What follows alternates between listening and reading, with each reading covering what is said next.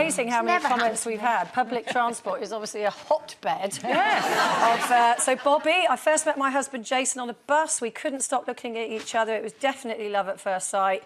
Went for a coffee the same day and just clicked. 5 years later, we were happily married with 2 beautiful children, and I wouldn't change a thing. Yeah, Katrina says, I met my partner on the bus. He helped me get on with my son. 6 years later, we're engaged. We now have 3 gorgeous children. I wouldn't change him for anything. I love this one from Stu.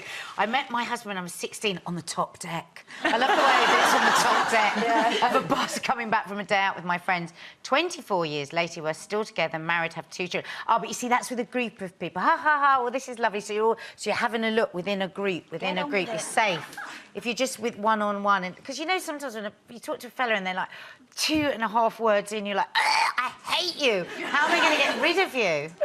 No. And then when he says, can I take my number, you politely say, I don't think so. But if he wasn't and you just thought he's lovely and said, can I take your number, or should we go for a coffee?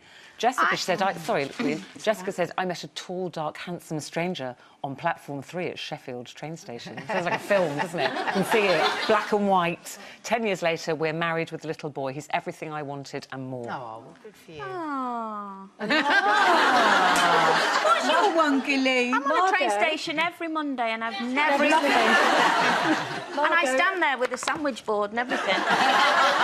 See, this one, Margot, my mother-in-law met my father-in-law on the last bus home from town. There were no seats, so he asked her if she would like to sit on his knee. Oh. She said yes, and the rest is history. Saucy. Saucy, Margot. I like it. I think these are all great stories, so it'd be better if someone just came up to her and said, you remind me of my nan.